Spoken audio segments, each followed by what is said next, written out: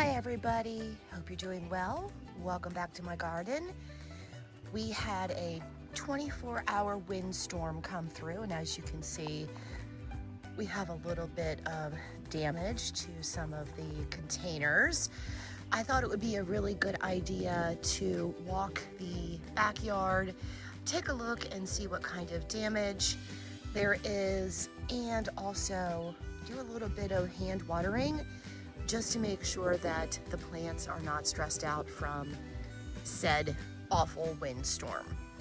We're going to start out down at the bottom of the property and work our way out.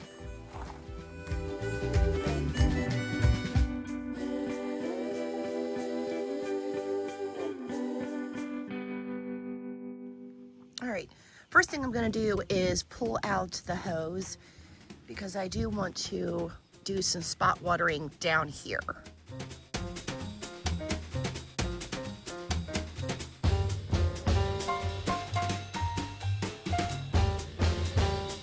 Okay, I pulled the hose out and we're going to take a quick look at this flower bed. Now this area really does not get a lot of attention at all. I do have some suckers on this tree, and I do have a little bit of limbing up to do. This is a crepe myrtle.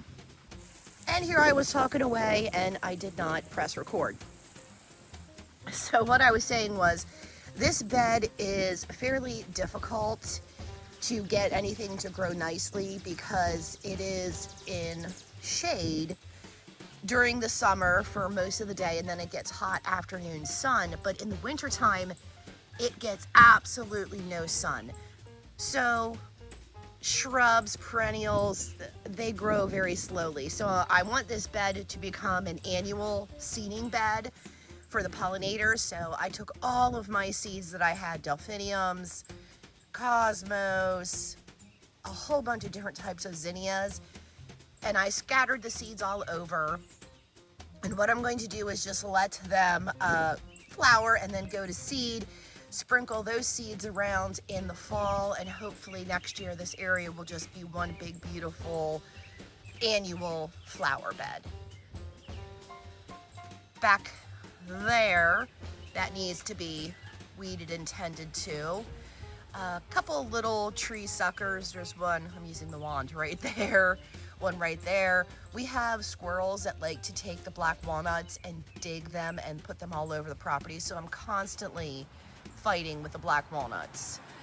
But this tree needs a little bit of attention, and husband and I are going to go through the property and do a little bit of tree trimming, so I think that will be coming up in a future video.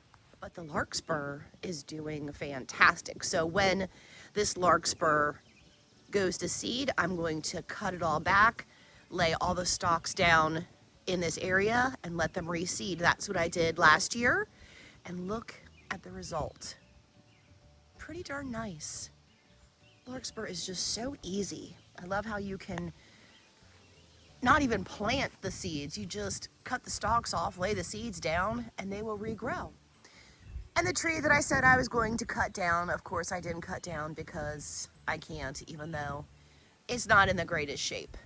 This is a flowering plum tree that has been on the struggle bus for forever, since day one. All right, moving up here,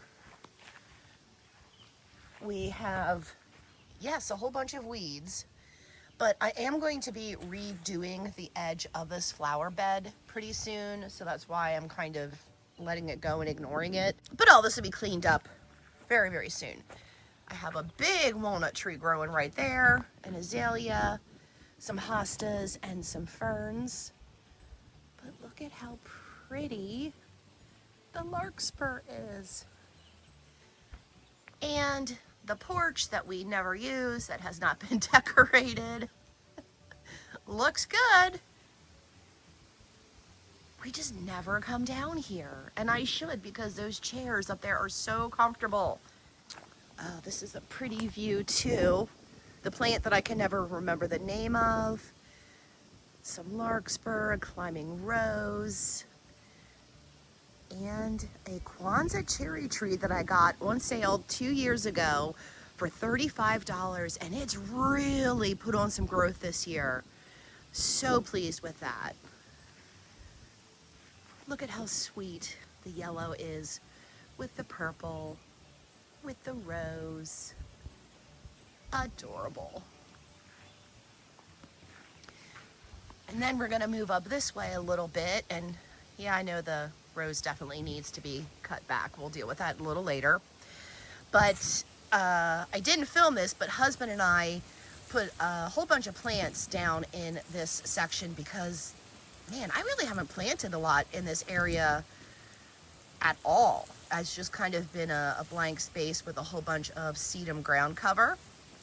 And I wanted to add a little bit more interest. So we added some blue cedars right here.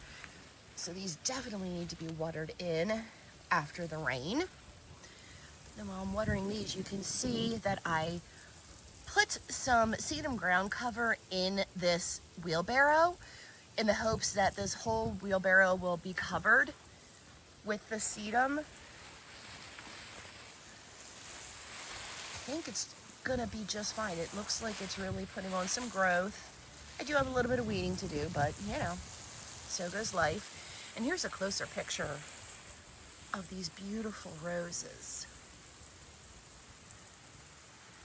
I have a love, super dislike with this rose because it is pretty, but it only blooms one time and there is no fragrance. So every year after it blooms, I want to get rid of it.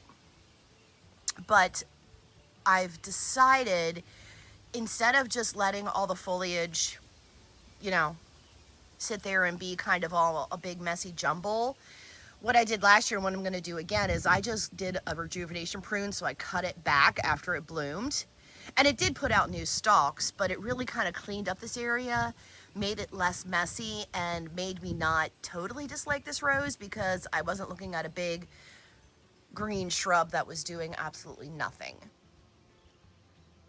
So in a couple weeks, I will be coming back, hacking this off down towards the base of the plant and calling it a day.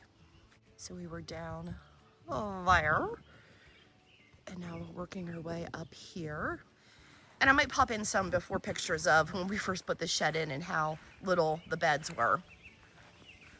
Over here is a limelight hydrangea, and it is in shade right now, but it does get full hot, intense afternoon sun. So I think this is a good addition. We did throw some penstemon in here, of course, because what is a flower bed on my property without some penstemon? And this is a yellow small grass, and I think this pop of yellow really makes a world of difference looking at this flower bed from up at the top of the deck. It adds a little pop of color. You can see that we have some autumn joy sedums and some ferns flanking the dogwood, no, flanking this, what is it? Willow tree. And once all of these ferns are spent, I go ahead and just hack them all back, because they do get full sun and it's windy, and I hope the sound is not too terrible.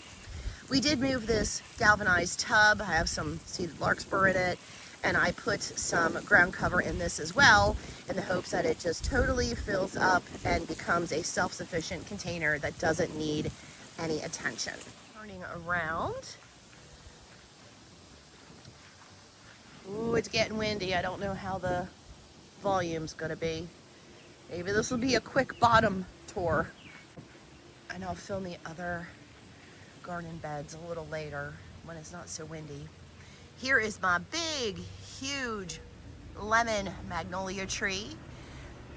The tree did get a lot of frost damage, so it is not covered in blooms like it usually is this time of year. And it does need to be limbed up just a little bit, but it is really filling out quite nicely. A little bit of weeds and a little bit of ground cover underneath. And this is some things that I wanted to water. I did put some thyme along the edge here, so I want to give this just a little bit of water. And then, what is this called? Plumbago?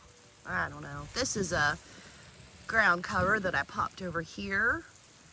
And then I did plant this shrub from the shed bed, and it's holding its own. It's gonna take a while. It kind of has been struggling since day one because, like I said, that shed bed doesn't get any sun at all in the winter time. So shrubs like this just, they don't like it. Coming over here, a whole bunch of ferns. Here's some yarrow, a couple of evergreens, some grasses. And my goodness, is this tree not putting on a lot of growth? This is a crabapple tree. And I got this tree for, I think, $20 at the garden center when they had their annual sale. And it has really put on growth as well. I have some columbine, some salvia that is just coming out of bloom, and of course some penstemon as well. But I think this bed is really looking quite sweet and is filling in quite nicely. That Ajuga ground cover is doing its thing. And I did have 3 penstemons here, but one didn't take. So in a couple years, I'll be able to split these up and kind of do a ring around the tree. And again, the ferns in the back, once they start frying from the sun, I will just cut them back and they'll come back next year looking beautiful. Johnny jump ups are almost done blooming. Whole bunch of larkspur, and you can see that we have a couple of cement pieces right here. This is going to be eventually husband's karate area. He is a second degree, third degree. Oh, I can't remember. Second degree. He's a black belt in Isshinryu karate, and man, I'm gonna get in trouble for not remembering what rank he is, but sorry, husband. It's early in the morning. But this is eventually going to be his karate training area. So I got some cement work to go with the karate vibe. We have a big arbor here for structure. This is a blueberry muffin shrub. And then I had 3 roses, but now I have 2 because one didn't make it, but they're looking pretty. And then we come here to the garden arch with some climbing roses that need to be attached to the fence. And I think we're gonna stop the tour here and we will do this section in another video because the wind is starting to really pick up. But here is the very bottom section of the garden, not a lot of wind damage at all. So I am pretty pleased. I don't see any limbs that are down or anything like that. So that's good. And everything just got a water. So things should be pretty happy. Thank you so much for watching this video.